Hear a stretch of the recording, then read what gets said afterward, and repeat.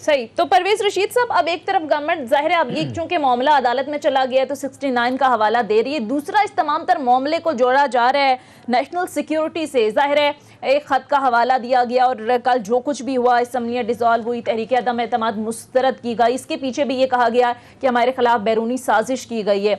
तो सर हमने देखा कि ये खत जो है वो नेशनल सिक्योरिटी मीटिंग में भी रखा गया, जिसके बाद मुतफिका एलामिया जारी किया गया जिसमें कहा गया कि पाकिस्तान के जो अंदरूनी मामलात हैं इसमें मुदाखलत नाकाबिले बर्दाश्त है, तशवीश का भी इजहार किया गया। तो सर आपको लगता है कि ये जो नेशनल सिक्योरिटी से इस तमाम तर मामले को जोड़ा जा रहा है, ये नैरेटिव कहीं ना कहीं जोर पकड़ रहा है, या आपको लगता है कि ये नैरेटिव भी बाय हो सकेगा गवर्नमेंट का?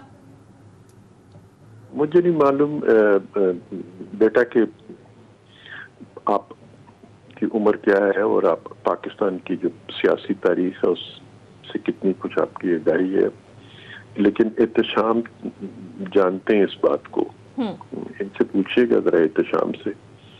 मैं जब फर्स्ट ईयर में सेकंड ईयर में पढ़ता था, एहतशाम भी उस जमाने में किसी उम्र में होंगे तो हम अखबार में खबर पता क्या पढ़ते होते थे कि भुट्टो साहब के घर के पिछले दरवाजे से हिंदुस्तानी सफीर जो है वो निकल रहा था और भुट्टो साहब ने उससे खुफिया मुलाकात की। तो ये हमारे यहाँ चलता रहता है कि जो भी अपोजिशन में होता है वो कभी हिंदुस्तान का एजेंट होता है, कभी वो इसराइल का एजेंट होता है। ये पहली दफा अमेरिकन एजेंट भी हमारे यहाँ बना दिए गए। भाई अगर साजिश की है तो गद्दारी का मुकदमा चलाओ, किसने रोका? क्यों नहीं चलाते गद्दारी का मुकदमा? और गद्दारी का मुकदमा ना चलाना भी तो गद्दारी है। ये कैसे हो सकता है कि एक शख्स मेरे घर में चोरी कर रहा है और बस मैं चोरी का मुकदमा नहीं करता, इसका मतलब मैं चोरों से मिला हूं। तो अगर गद्दारी का मुकदमा नहीं चलाया जा रहा तो फिर ये गद्दारों से मिले में तो ये खुद भी गद्दार ही हुए ना। फिर चलाए मुकदमा क्यों नहीं चलाते? ये पिछले दरवाजे से सफीर मिल रहा था, रात की तन्हाई में मुलाकात, अंधेरे में मुलाकात फलां की फलां से हो गई, गद्दारी होगी। ये गद्दारी के सर्टिफिकेट को पहली दफा हम देख रहे हैं। मेरी तो सारी उम्र गुजर गई है ये सर्टिफिकेट। मैं खुद डॉन लीग का गद्दार हूँ, मैं भी डॉन लीग का गद्दार हूँ। जी जी जी जी बिल्कुल आप सही कह रहे हैं।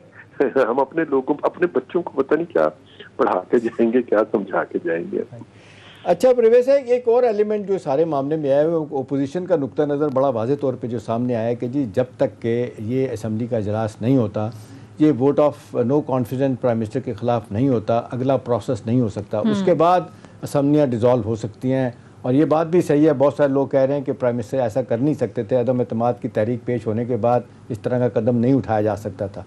अब सवाल मेरा सर आपसे यह है कि लोग कहते हैं कि अब मामला बीच का रास्ता तलाश करने की होगी, शायद सुप्रीम कोर्ट भी बीच का रास्ता तलाश करे कि जी ये बड़ा मुश्किल है कि जी अब स्पीकर के फैसले को अंडू करना, फिर प्राइम मिनिस्टर ने जो प्रेसिडेंट को एडवाइस की कि जी वो असम्बली तहलील कर दें, सदर ने असम्बली तहलील कर दी, उसके बाद से उन्होंने नाम मांग लिए कि जी अगला सेटअप केयर टेकर क्या होगा। तो आपको लगता है कि ये कोई जुनेजो वाला फार्मूला भी लग सकता है कि जी ठीक है अगरचे अनकॉन्स्टिट्यूशनल था आपकी असम्बली को उठाना, लेकिन अब क्योंकि गैर अप हो चुका है मामला, इलेक्शन की तरफ जा रहे हैं, तो ये इस तरह इसको रिजॉल्व किया जाए। आपको लगता है ऐसे होगा, या आपको लगता है कि सियासी तौर पे इतना दबाव बढ़ेगा हुकूमत पे भी, अदारों पे भी, कि लोग कहेंगे जी फैसले को रिवर्स करें और वापस जाएं असम्बली में?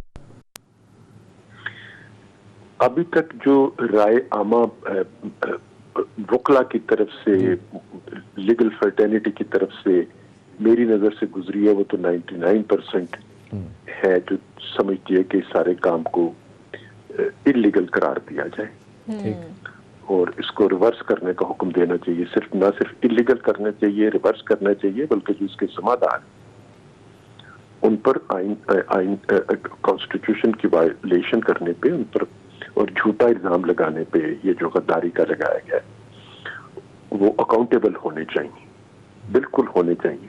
ये जब तक हम दरमियानी रास्ते निकालते रहेंगे ना, ये दरमियानी रास्ते ही हैं जिन्होंने 70 साल बाद भी हमें वहीं पे खड़ा किया हुआ है जहाँ पे जस्टिस मुनीर साहब का फैसला में खड़ा कर दिया था। और हमारे हमसाया हिंदुस्तान जो है वो 70 साल में इन चीजों से इसीलिए बचता रहा है कि उनके यहाँ अकाउंटेबिलिटी का एक निजाम चल रहा है। हम क्यों नहीं अपने आप को एक जमहूरी मुल्क बना सके, और क्यों हमारे यहाँ हर 2-4 साल के बाद ये दिन आ जाते हैं जैसे दिन अब हम देख रहे हैं, और अगली हमारी जो नस्लें आने वाली हैं उन्हें भी अगर हर 2-4 साल के बाद हमने इसी तरह के दिन दिखाने, सही। अभी आप मतलब है कि क्या हमारी इस सारे तजर्बे से जो हमने किया है, क्या पाकिस्तान की इकोनॉमी बेहतर हो गई है? क्या पाकिस्तान में डॉलर जो है वो हमारे काबू में आ गया है? रोजगार लोगों को मिलना शुरू हो गया? कौन सी नेकी हमने कमाई है ये सब कुछ करने के बाद? एक बहरान खत्म नहीं होता और उस बहरान की पेट से एक दूसरा बहरान जन्म ले रहे थे, तो ये दरमियानी रास्ता एक नए बहरान को जन्म देगा। लेकिन इसमें परवेज साहब एक और एलिमेंट है जिसकी तरफ आपने इशारा किया है कि गैर यकीनी की सूरत हाल सियासी तौर पर और इकनॉमिक इंस्टेबिलिटी ये 1.5 माह में जिस तरीके से गई है, और आप देख लें स्टॉक मार्केट आज भी 1000 पॉइंट नीचे आई है और ये 185 का डॉलर हो गया है। स्टॉक मार्केट क्रैश पे क्रैश होती है तीसरे दिन। तो लोग देख रहे हैं कि जी जब तक ये पॉलिटिकल डिस्कोर्स बेहतर नहीं होता, ये डिफरेंसेस सियासी जमातों की और हुकूमत की नहीं होती, चाहे इनके फ़ौज के इंटरवेंशन से हो माजत के साथ, चाहे अदालतों के ज़रिए हो, ये मामला ठीक नहीं होगा। तो भाई आप भी सियासी तौर पे निगाह आपकी बड़ी गहरी है, आपको क्या लगता है कि अब फौरी तौर पे कम से कम इसको मुल्क को चलाया तो जाए, इंस्टेबिलिटी तो ख़त्म हो, क्या करने की ज़रूरत है? तो कहा ना कि एक तो जितने गैर कानूनी काम हुए हैं ना सिर्फ उनको वापस लेना चाहिए बल्कि उसके जिम्मेदार जो हैं उनको अकाउंटेबल करना चाहिए और एक फेयर एंड फ्री इलेक्शन कराना चाहिए। सही। तो परवेज रशीद साहब आप ये कह रहे हैं कि अगर रिवर्स हो जाता है मामला, फिर से तहरीक अदम एतमाद आती है प्राइम मिनिस्टर के खिलाफ, ज़ाहिर नंबर गेम तो हमने देखा कि आपने उसी दिन पूरे कर लिए थे, तो फिर आप कहते हैं कि मामला फिर इलेक्शन की तरफ जाए, जो आज प्राइम मिनिस्टर ने भी बात की कि अपोजिशन 3.5 साल से कह रही थी कि वज़ीर आज़म इस्तीफ़ा दे, इलेक्शन कराएं। अब हम इलेक्शन की बात कर रहे हैं तो शहबाज शरीफ साहब कह रहे हैं कि हम इस तरफ नहीं आएंगे, बल्कि आज शहबाज शरीफ का तो ये बयान था कि निगरान वज़ीर आज़म के लिए मुशावरत का भी हिस्सा नहीं बनेंगे, सड़कों पर निकलेंगे, मुल्क गिर एहतजाज करेंगे। नहीं, देखिए ना, जो शहबाज साहब कह रहे हैं उनकी कानूनी पोजीशन बिल्कुल दुरुस्त है। मुशावरत होती है लीडर ऑफ द हाउस और लीडर ऑफ द अपोजिशन के दरमियान। इस वक्त तो कोई लीडर ऑफ द हाउस भी नहीं है और कोई लीडर ऑफ द अपोजिशन भी नहीं है, क्योंकि हाउस को आपने कत्ल कर दिया, खत्म कर दिया आपने। तो सबसे पहले तो उसके कातिल को तो पकड़े ना आप। चले कातिल तो कौन पकड़ेगा, कैसे होगा? मेरा ख्याल है ना पकड़े भाई, मैंने कब कहा जरूर पकड़े, ना पकड़े, लेकिन मैं तो मुझसे हल पूछा आपने, मैंने आपको हल बताया। देखिए एहतशाम, ये ऐसी बात भी नहीं है। पाकिस्तान का हर मार्शल्ला जो है उसको इंडेमनिटी मिलती रही है, मिलती रही है नहीं मिलती है, इंडेमनिटी मिलती रही है नहीं मिलती रही। लेकिन एक असेंबली थी जिसने मुशर्रफ साहब के जो इमरजेंसी उन्होंने लगाई थी उसको इंडेमनिटी नहीं देके एक मिसाल कायम करनी थी। हमें मिसालें कायम करनी होंगी। सही।